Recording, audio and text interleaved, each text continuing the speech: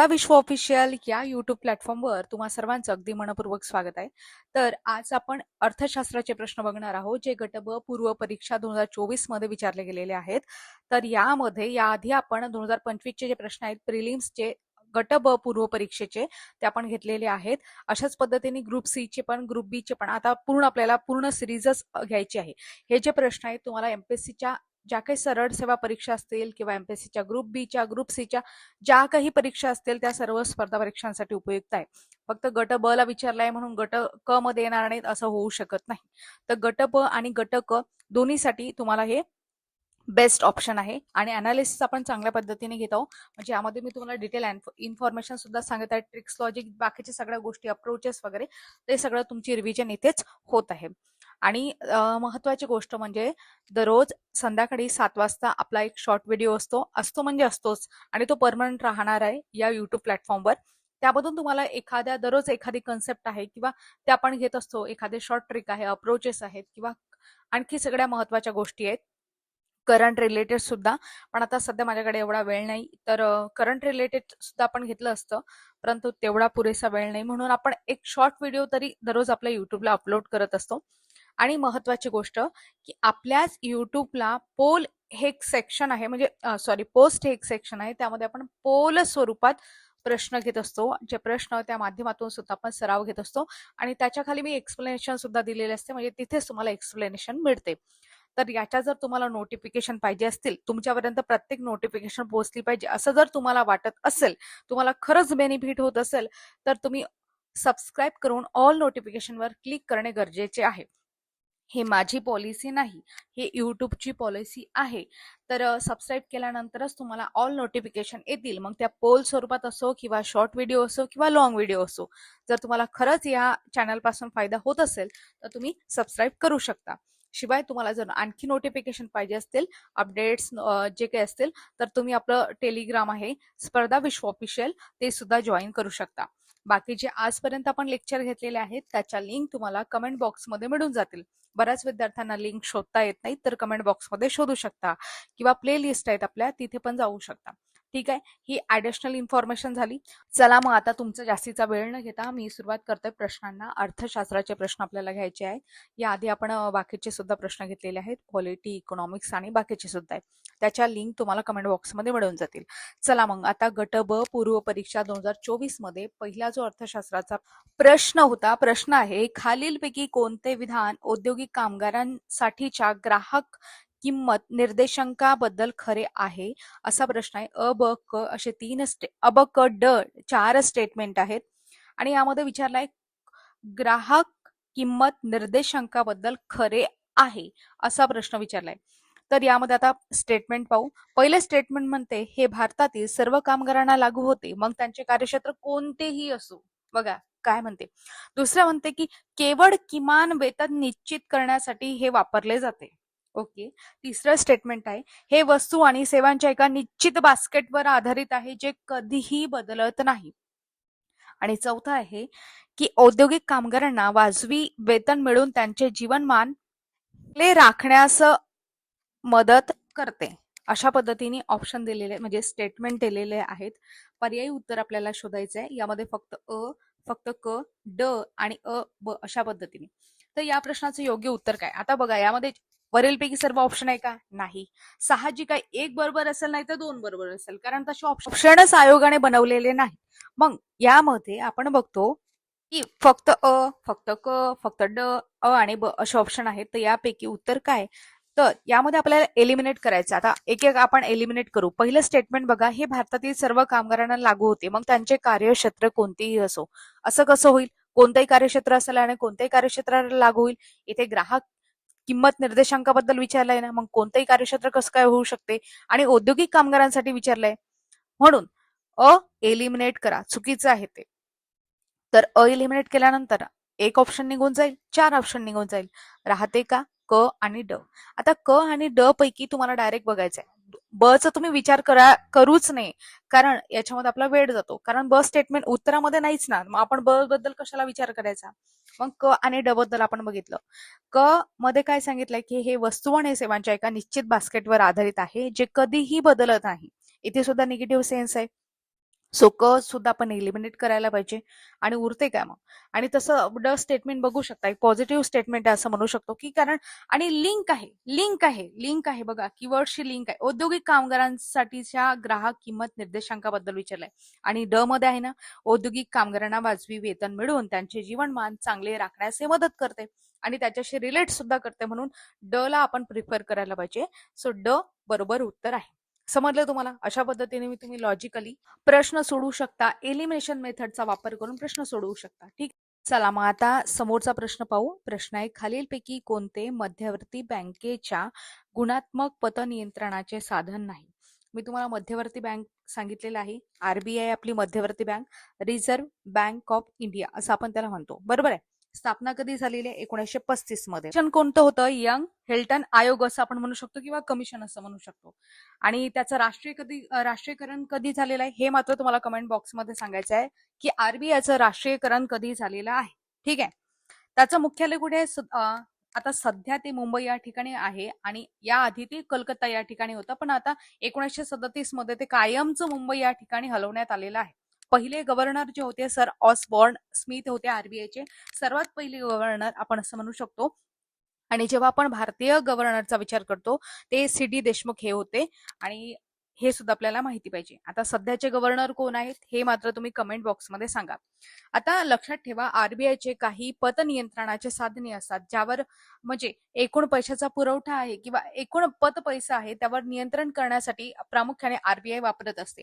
त्यामध्ये काही गुणात्मक साधने आहेत आणि काही संख्यात्मक आहेत. गुणात्मक साधने म्हणजे ही साधने अर्थव्यवस्थेतील विशिष्ट क्षेत्रांमध्ये किंवा उद्योगांमध्ये पतपुरवठ्याची दिशा ठरवण्यासाठी वापरले जातात.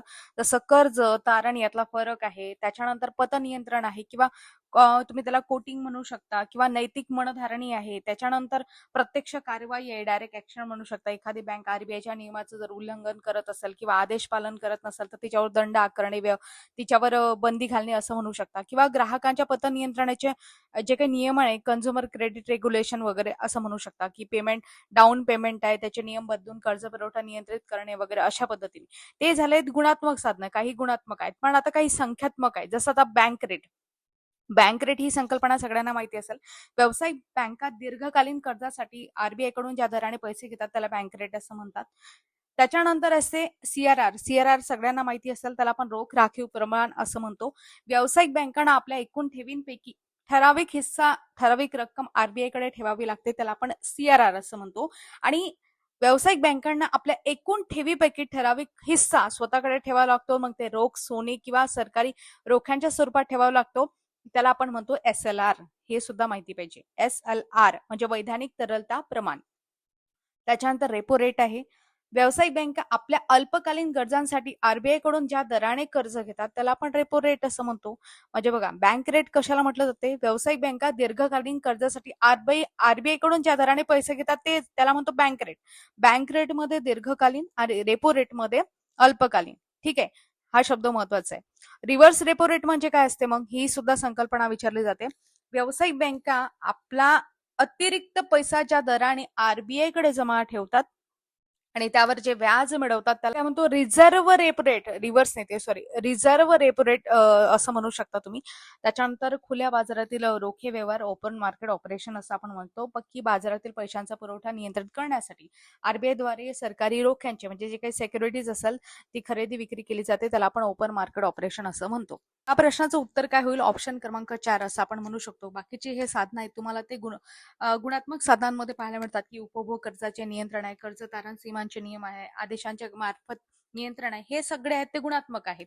ऑड वन कुठला आहे याच्यामध्ये? खुल्या बाजारातील व्यवहार, त्याला आपण ओपन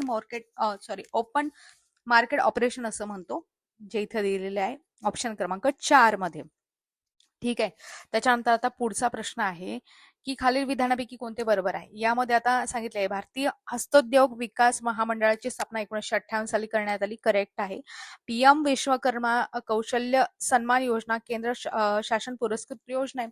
साहजिक आहे. अरे इथं पण आपल्याला डोकं लागायला पाहिजे होतं ना की पीएम आहे तर ते केंद्र पुरस्कृतच असणार आहे. बरोबर आहे. असे काही लॉजिक लावत जा म्हणजे यातून सुद्धा आपल्या प्रश्नाची उत्तरे येतात. म्हणून दोन्ही स्टेटमेंट बरोबर आहेत. पुढचा प्रश्न पाहू. भारतीय लोकसंख्या अभ्यासात खालीलपैकी सतत बदलणारे 3 प्रमुख घटक कोणते आहेत? 3 घटक आहेत ते सतत बदलत असतात. आता यामध्ये आपल्याला सर्वसमावेशक अप्रोच पाहायचा आहे आणि डॉमिनन्स बघायचा आहे. मी तुम्हाला काही कीवर्ड सांगत आहे ते करून तुम्ही प्रश्न सोडवू शकता. यामध्ये आता पहिले सांगितलंय जन्मदर, माता मृत्यूदर आणि स्थलांतर. त्याच्यानंतर जन्मदर, मृत्यूदर, अर्भक मृत्यूदर, जन्मदर, मृत्यूदर, स्थलांतर, जन्मदर, माता मृत्यूदर, अर्भक मृत्यूदर. मला सांगा जन्मदर आहे, मृत्यूदर पाहिजे म्हणजे पाहिजेच आहेच सगळीकडे. जन्मदर आणि मृत्यूदर आहे. मग आता माता मृत्यूदर त्याचा उपघटक असू शकतो, स्थलांतराचा उपघटक सुद्धा असू शकतो, किंवा समजा आता मृत्यूदर आहे, यामध्ये मृत्यूदर आहे, त्याच्या माता मृत्यूदर आहे किंवा अर्भक मृत्यूदर आहे, हे त्याचे उपघटक आहे. पण त्यामधला मुख्य घटक कोणता आहे? मृत्यूदर. म्हणून जन्मदर आपल्या याच्यात पाहिजे, मृत्यूदर आपल्या याच्यात पाहिजे आणि तिसरा घटक आहे स्थलांतर. बरोबर आहे. हे तिन्ही घेतले सर्वसमावेशक अप्रोचने आपण बघितलं तर ऑप्शन क्रमांक 3 याचे योग्य उत्तर राहील. समजलं का तुम्हाला? चला मग आता समजलंच असेल. आता लोकसंख्या आहे हा खूप वास्ट टॉपिक आहे, मोठा टॉपिक आहे आणि यावर इतके प्रश्न बनू शकतात की खूप सारे प्रश्न बनू शकतात. आयोगाने खूप सारे प्रश्न विचारलेले सुद्धा आहेत. त्याच्यानंतर पुढचा प्रश्न आहे, आंतरराष्ट्रीय नाणेनिधी IMF सगळ्यांना माहिती आहे. IMF ची स्थापना कधी झाली आणि त्याचं मुख्यालय कोणत्या ठिकाणी, हे मात्र तुम्ही आता कमेंट बॉक्समध्ये सांगा. प्रश्न विचारलाय तुम्हाला, काय विचारलाय की IMF आहे तर त्याचं जे मुख्यालय आहे ते कुठे आहे आणि त्याची स्थापना कधी झाली हे तुम्हाला कमेंट बॉक्समध्ये सांगायचं आहे. तर प्रश्न वाचू आपण. आंतरराष्ट्रीय नाणेनिधी IMFच्या 2024 मध्ये नमूद केलेल्या माहितीनुसार जगातील सर्वोच्च 5 सर्वात मोठ्या अर्थव्यवस्था आणि सर्वात श्रीमंत देशाचा योग्य क्रम लावा. यामध्ये चीन, America, Germany, Bharat, Japan, America, Bharat, चीन, Japan, Germany, Germany, America, Bharat, चीन, जपान, अमेरिका, चीन, जर्मनी, जपान आणि भारत अशा पद्धतीने 4 ऑप्शन दिलेले, 4 स्टेटमेंट दिलेले. आता साहजिक गोष्ट आहे, अमेरिका असणारच आहे समोर. अमेरिका आहेच. 2 आणि 4 मध्ये आपलं उत्तर पाहिजे. अमेरिका नंतर आता मला सांगा भारत येईल का? खरं सांगा तुम्ही. अमेरिका नंतर भारत येऊ शकणार नाही. अमेरिका नंतर चीन येणार आहे. पण ऑप्शन क्रमांक 4 याचं योग्य उत्तर आहे. आता हे लॉजिकल होतं आणि समजण्यासारखं होतं की अमेरिका नंतर भारत येणार नाही. ठीक आहे, म्हणून आपण समजून घेतलं. आता पुढचा प्रश्न आहे डॉक्टर विजय केडकर समितीचा अहवाल.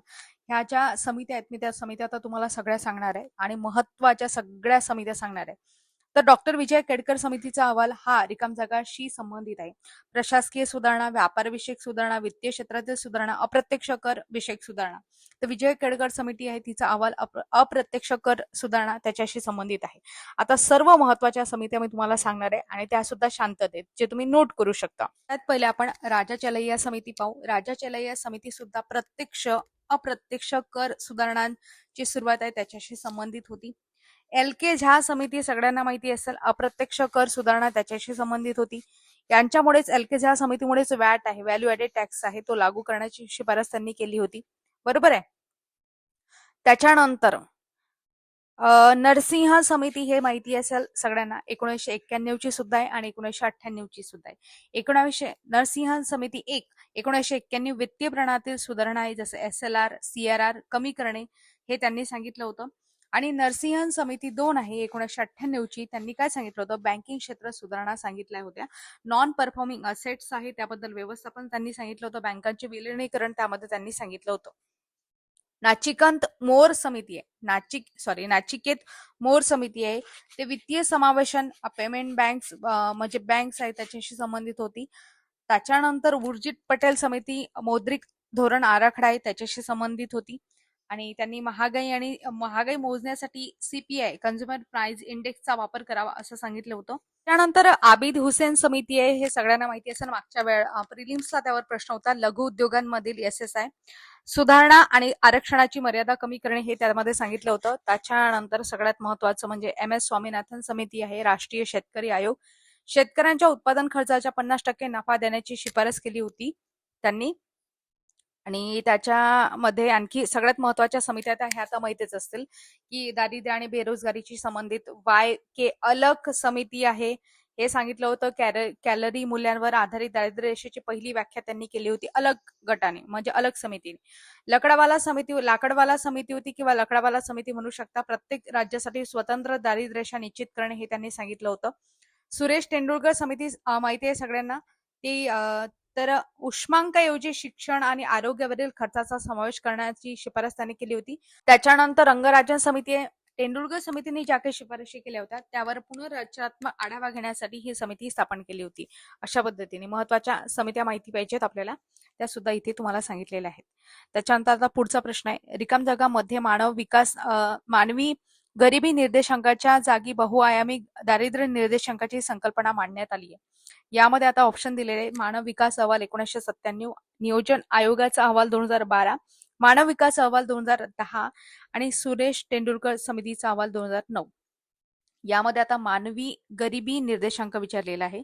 मल्टी डायमेन्शनल पॉवर्टी इंडेक्स म्हटलेला आहे, MPI म्हणू शकतो. मानव विकास निर्देशांक आहे HDI, ह्युमन डेव्हलपमेंट इंडेक्स असं आपण म्हणू शकतो. 1990 मध्ये पाकिस्तानी अर्थतज्ञ महबूब उल हक जे आहेत आणि नोबेल विजेते अर्थतज्ञ अमर्त्य सेन आहे यांनी विकसित केला होता. संयुक्त राष्ट्राचा कार्यक्रम UNDP द्वारे हा दरवर्षी प्रकाशित केला जातो.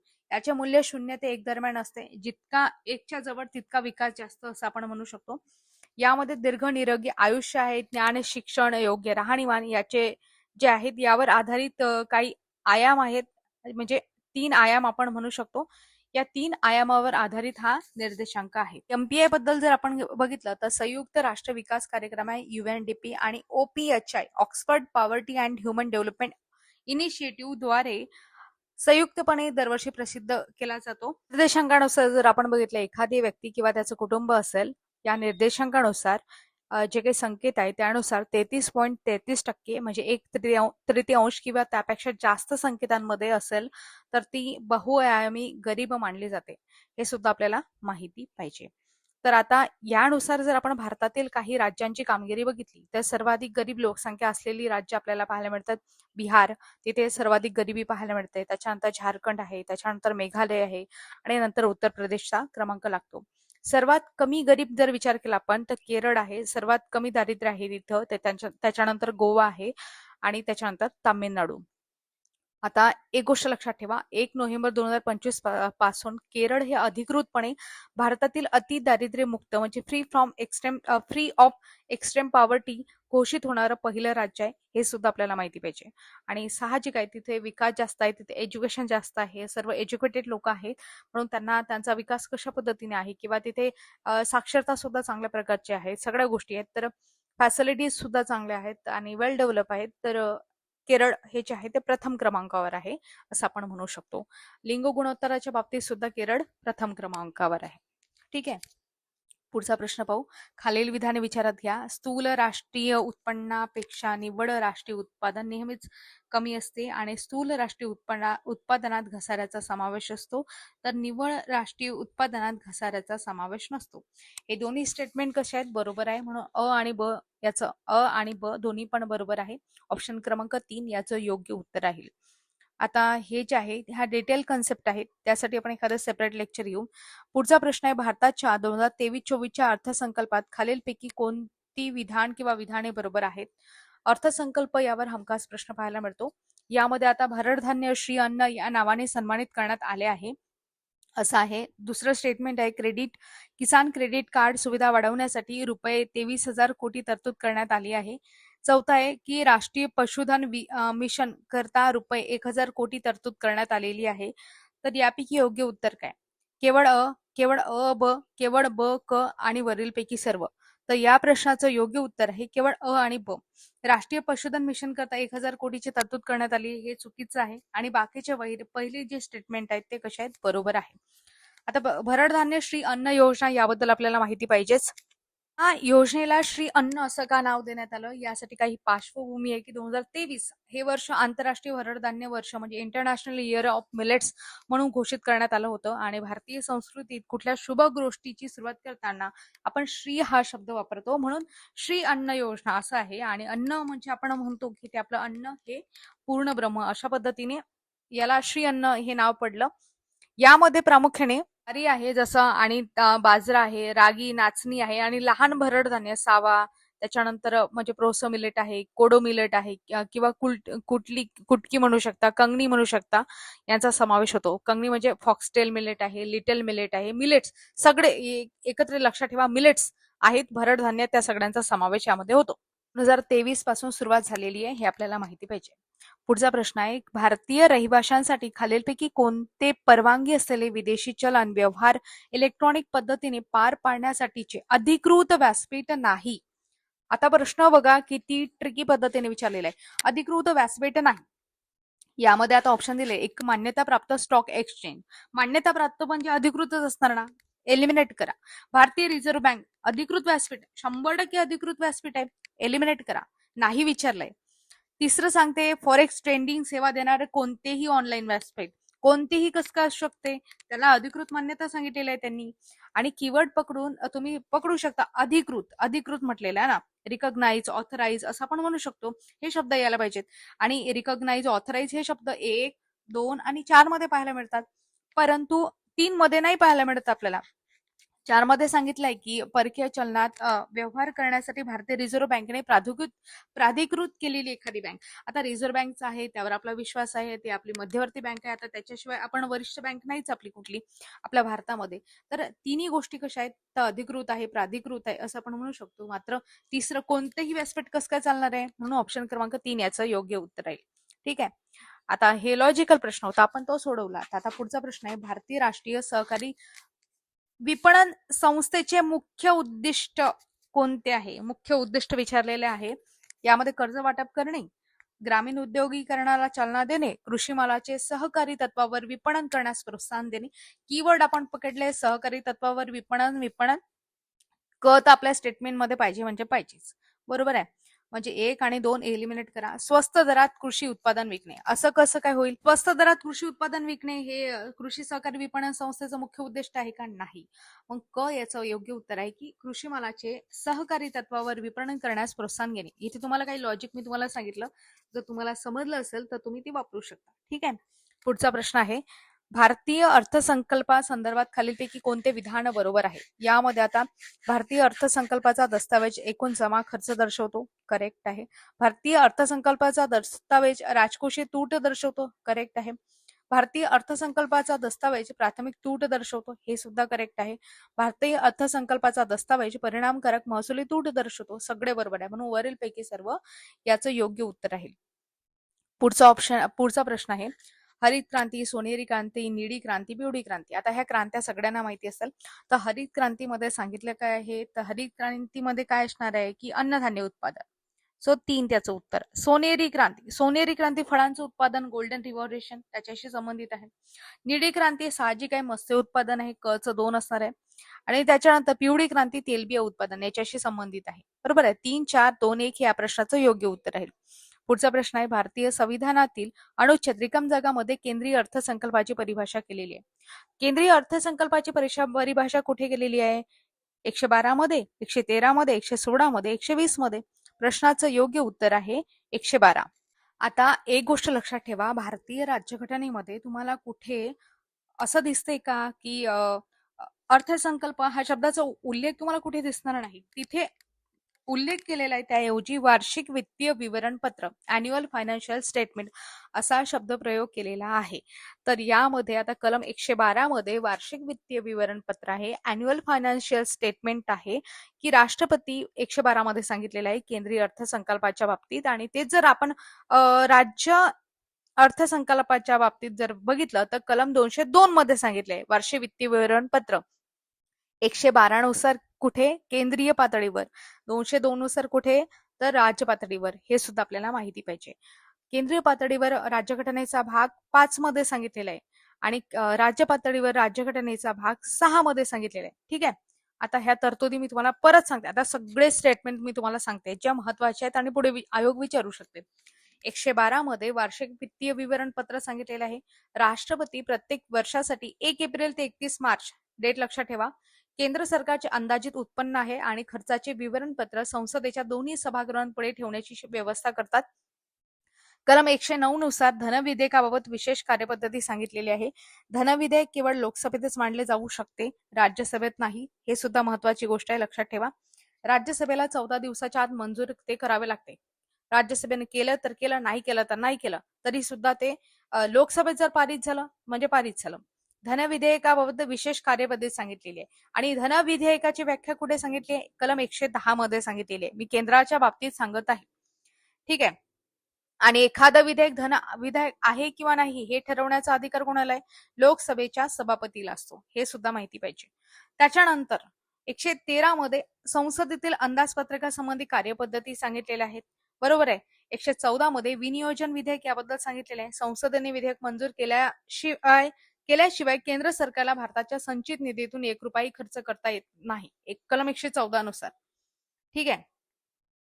अशा पद्धतीने आता तुम्हाला राज्याच्या बाबतीत सांगते.